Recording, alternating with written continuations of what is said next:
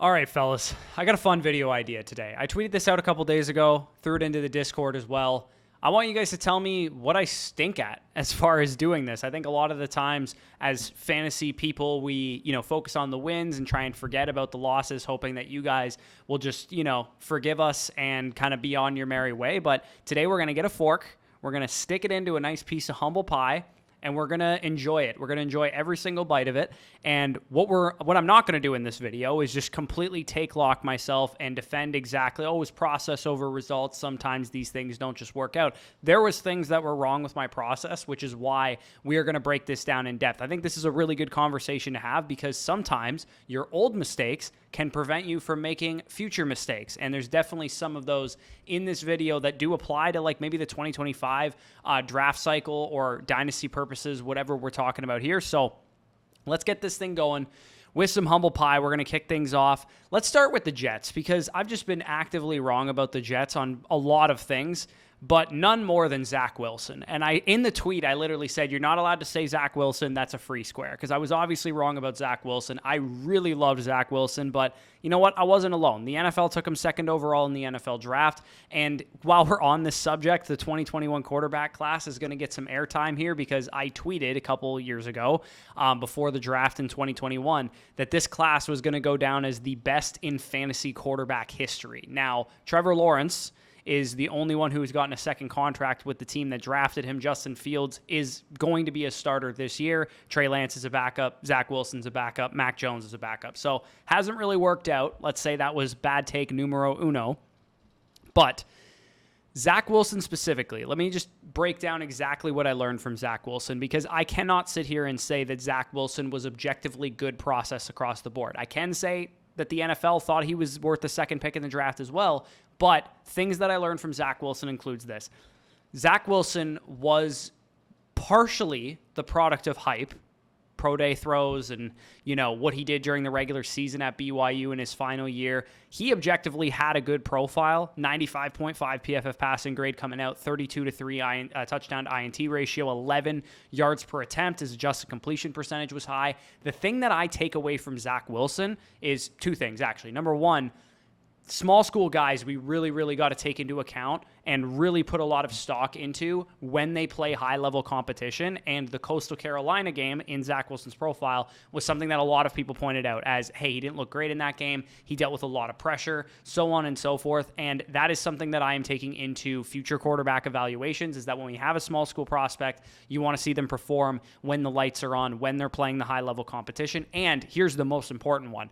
Zach Wilson specifically against Coastal Carolina and some of the other games, he got rattled very easily. He got hit early on in the game. When you were watching the tape, you realized that pressure really affected him. So when you look at his underlying numbers against pressure, you go, oh, he had like a 95 PFF passing grade under pressure. His yards per attempt was high. He was great under pressure, but his pressure to sack rate was over 20%. When you watch games and he got hit a lot, he ended up having, missed throws, inaccurate throws. He got rattled. The confidence wasn't there. So that's one thing that I've taken away from Zach Wilson is when I watch quarterback prospects now, Cam Ward, Shedeur Sanders, Jackson Dart, some of the guys in this class, I want to see what they look like in games where they're getting hit a lot. And I also want to see what they look like just under pressure numbers in general, because being under pressure and being cool under pressure has been the difference between hits and misses at the next level. If you think of the last couple of quarterbacks in rookie classes that have hit, think of the ones that were good under pressure as rookies in the NFL. Jaden Daniels, CJ Stroud, Drake May, so on and so forth. And think of the guys who were very highly touted prospects who were bad under pressure. Bryce Young, his rookie season, Caleb Williams last year, so on and so forth. The guys who were not good under pressure ended up struggling a lot more their rookie seasons. Now, of course, the jury's still out on a lot of these quarterbacks. It's too early to say if they're, hits or misses or whatever. But at the same time, being good under pressure is a skill. It's something that it's poise, it's being cool under pressure. It's also the most commonality with all of the top quarterbacks around the league. If you look at their collegiate numbers, Lamar Jackson, Josh Allen, Patrick Mahomes, all the top quarterbacks, Burrow, Tua Tagovailoa, all the best prospect quarterbacks that came into the league, the ones that ended up hitting at the next level were usually the ones that were good against pressure in college. So Zach Wilson, big time problem there. Speaking of the 2021 quarterback class, this was also true of Justin Fields, who has carried his problems under pressure into the NFL. That was the big qualm a lot of people had with Justin Fields, the prospect. And there's a kind of a two-parter here, because the original comment of when I farmed it out, what have I gotten wrong, was more about Justin Fields going into his second year than it was the prospect of Justin Fields. A lot of people maybe thought it was overblown that me and Danny had Justin Fields ranked as a first-round startup pick after his rookie season. And for me, I'm going to defend it as good process for a second here, because Justin Fields was objectively a very good prospect. 41 to 3 touchdown interception ratio as a true sophomore at Ohio State. Back-to-back seasons over a 92 passing grade. Adjusted completion percentage was high. He had, improved upon a lot of the production that he had in 2020. It was obviously a shortened season due to COVID, but he was good in the games that he ended up playing in that season as well. So we have a guy in Justin Fields who closed out his rookie season, ran the ball like crazy, which is partially why he was so heavily valued from a fantasy perspective, and he was objectively like a really, really good prospect from a big school, top 10 draft capital. They traded an extra first rounder to trade up for Justin Fields that year. So I think we were rightfully assuming that, hey, great back end rookie season that he had, he was going to take the next step in the future. I think if we had dug into the tape of his rookie season a little bit more, and even in his prospect tape coming out of Ohio State, we should have probably realized that decision making, quick processing, and under pressure play was an issue for Justin Fields, and it has been an issue for him his entire career so far. We'll see what happens with the Jets this year. Again, I wouldn't say that Justin Fields is a dead fantasy asset by any means, because if he plays well this season, he could end up earning a bigger contract with New York and end up being their starter. And a lot of people actually thought that they should have taken him back in 2021 with the second overall pick in the draft. So we'll have to wait and see what happens with Justin Fields, but I will eat humble pie on one thing, that I overlooked his ability, or inability, I would say, to navigate under pressure. And that's something that we shouldn't have done, and we shouldn't have just elevated him to a first-round startup pick. And because we did that, I was actually a lot less high on Anthony Richardson last year, and that's worked out so far, because a lot of people spent, the 112 on Anthony Richardson in startups last offseason, and he's no longer worth even remotely close to that. And part of the reason why I didn't do that is because I got burned by Justin Fields not being good against pressure. And, I think it was way, way more absurd that we were doing it with Anthony Richardson than Justin Fields. Richardson was objectively a way worse prospect than Fields, and he also only played 4 games his rookie season. So we were extrapolating that tiny, tiny sample size of him being a great fantasy quarterback and turning him all the way into, what happens if he hits his ceiling? It's like we all knew he had a super high ceiling from a super flex standpoint. Anthony Richardson always had the ceiling to be the 101 in startups. That's the type of prospect he was. That's the type of player he was. But the likelihood of him actually hitting that ceiling was the issue. You can't put a guy into the first round just because he has an elite ceiling.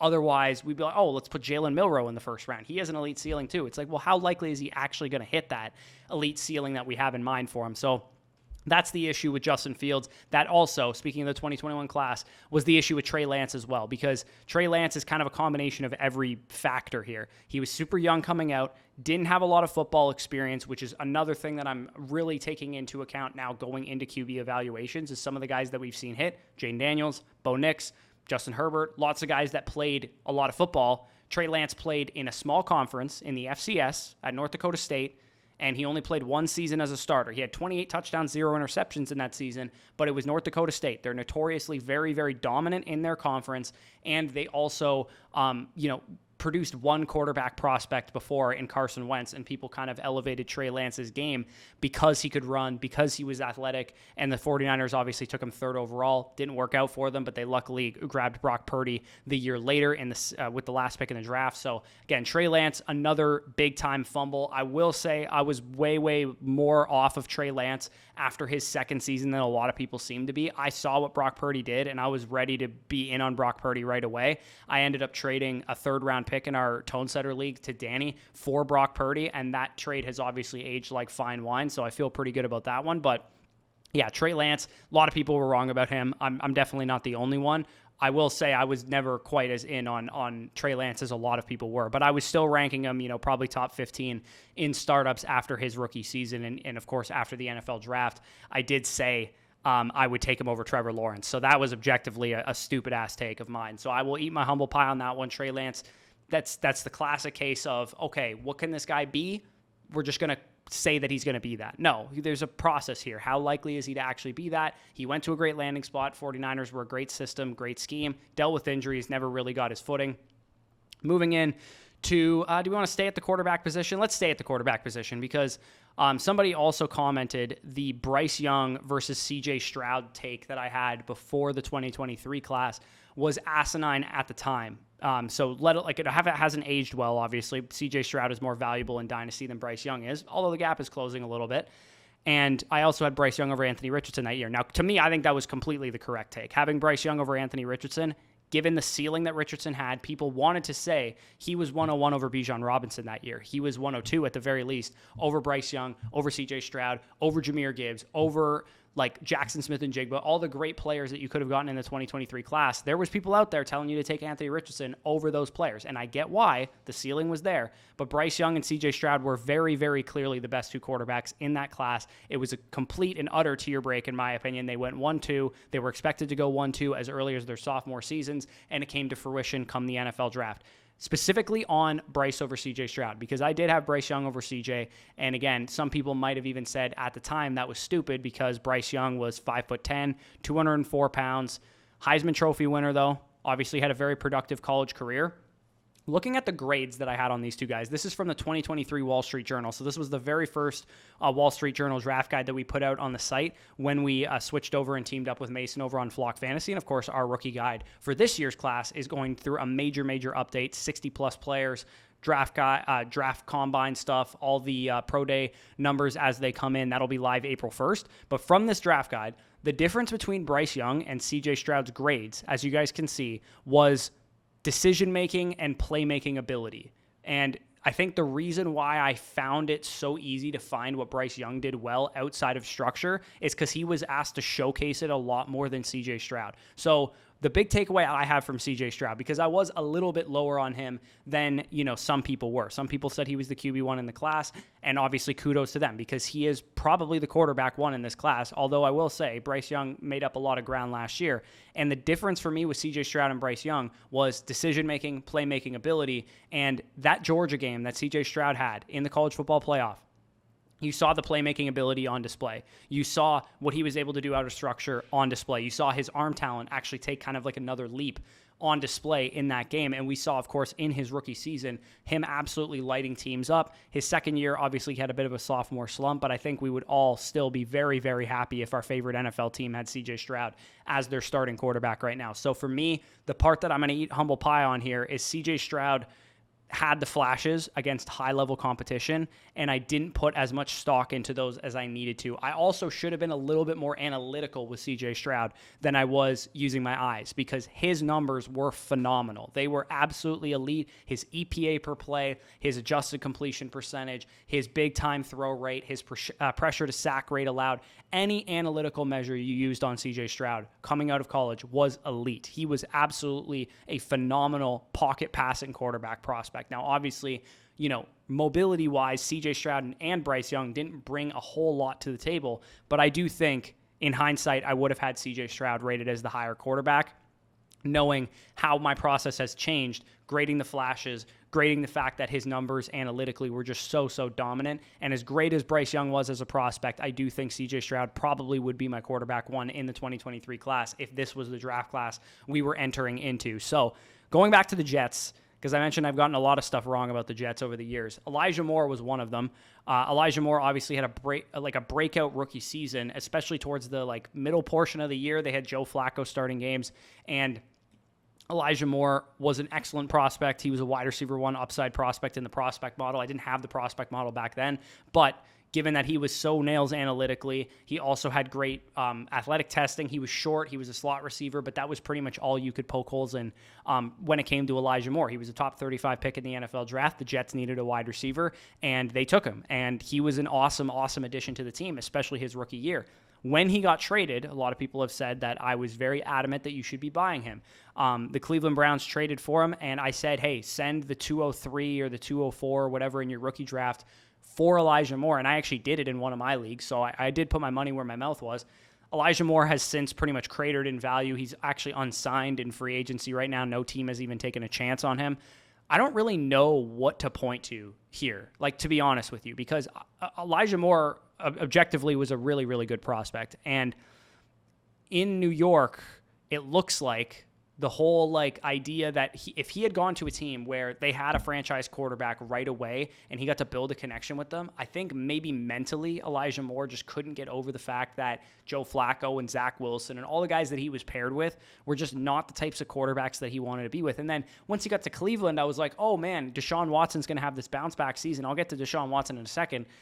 And I thought Elijah Moore would be a part of that. And this dude's just gotten so unlucky, man. He actually got a franchise quarterback or somebody who was playing like one, and he's been terrible ever since Elijah Moore and Deshaun Watson have been playing together. We've seen brief glimpses of the talent, and I still think it's there, man. I'm not ready to give up on this player. I still think he can play. I don't know why he hasn't been signed in free agency yet. Maybe it's an attitude thing. Maybe it's a personality thing.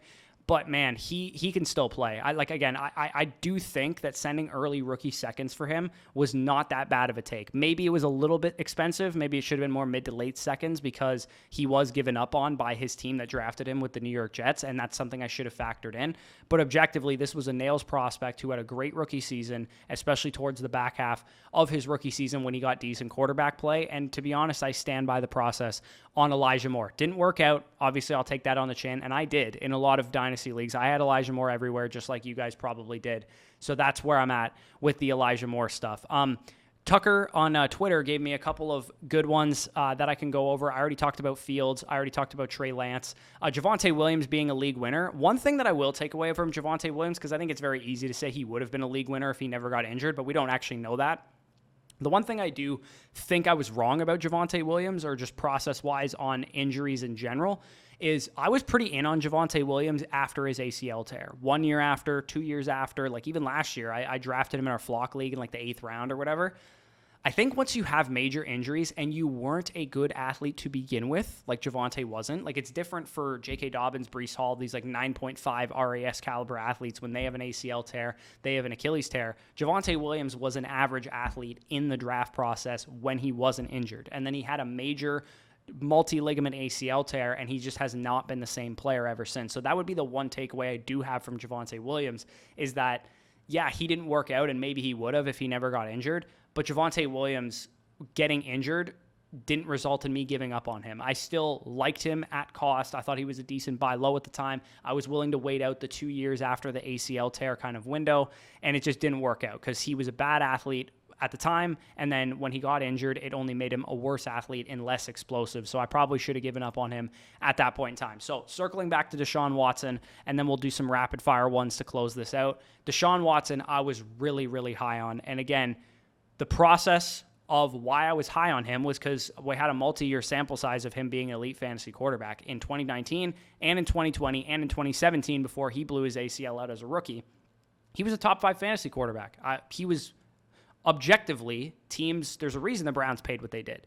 Objectively, he was a franchise quarterback. He was an elite quarterback in the NFL. That 2020 season, DeAndre Hopkins was hurt most of the year. Will Fuller, they actually traded away DeAndre Hopkins that year. Will Fuller was his number 1 receiver who like wasn't even in the league a year later and was like a wide receiver 1 in fantasy points per game. Off the back of the Texans playing from behind and throwing the ball like crazy. Watson was that whole team. So the Cleveland Browns traded all this money, traded all these picks for him, gave him all this money. I don't think it was bad process to think he was just going to be a better quarterback. Now, maybe similarity here for the Jets and the Browns is that sometimes you just need to realize that some of these franchises, just everything they touch turns to shit, and they're the opposite of the Midas touch. Like, Cleveland got an objective franchise quarterback. They could not find one. They've never really had one since Bernie Kosar, and they got a dude in the building who was a franchise quarterback in his previous destination. Now, all the off-field stuff aside, he never got back to his full form, and objectively, he's been one of the worst quarterbacks in the league since being a member of the Cleveland Browns. So with Deshaun Watson, I think maybe we just need to take away the fact that like going to good, stable franchises is really important for quarterbacks. And the Texans are no prize either. But when you're Watson and you're going through all the mental shit that he's probably gone through over the last 3 years, obviously it's his own doing, but it's hard to get back on track when the building that you're in is not a winning culture, is not a lift you up culture. If he went to the Pittsburgh Steelers, who knows? Maybe this would have been a different scenario. If he was on the Baltimore Ravens or like some of these teams that are well run, Deshaun Watson might have had a different ending. I do stand by the fact that yeah, from a fantasy perspective, when he was going at the late first round, early second round, formerly elite quarterback, now on a new team with, a huge contract tethering him. He was mobile. He had top 5 fantasy seasons. I think that was good process, man. I really do. And maybe I should have just been out on him because of what was going on mentally in his life. He had all those lawsuits and shit. But for me, I think Deshaun Watson was proper process. I'm really not going to say that was incorrect process. I obviously was wrong about it, and people are wrong about quarterbacks all the time. But that one I think was proper process, given that we had a multi-year sample size of how good he was for a long time. So one thing from last year that I go back and forth on, was the process right or not? BTJ and Xavier Worthy. Danny had BTJ at wide receiver 4. I had Xavier Worthy at wide receiver 4, behind Odunze, Neighbors, and Marvin Harrison, who most people had as the top 3 receivers in that class. I should have had Brian Thomas wide receiver 4. The more I think about it, I put out a tail of the tape on Brian Thomas, and I basically detailed and documented exactly what I didn't like about his game, exactly what I thought he needed to improve on. And this is something I've taken into this year's class, specifically at the wide receiver position, is when prospects have very correctable flaws, which I think Brian Thomas did, I just didn't see it. It makes it a lot easier to bet on their ceiling or their upside or whatever word you want to use, because Brian Thomas Jr., the prospect, had a lot of great things about him. He was officially like a boomer bust prospect in the prospect model with a wide receiver 3 upside tag. But he was very comparable as a prospect to Brandon Ayuk and DK Metcalf and these guys that had somewhat so-so profiles, only you could explain it away on film why they weren't more productive for their whole college careers. For Brian Thomas, it was a very simple explanation. He had to share the field with Malik Neighbors, and even as a freshman, Jack Besh, who's in this class, is going to be an NFL draft pick. There was plenty of other talented players on the LSU Tigers offense. Kayshon Boutte was there as well.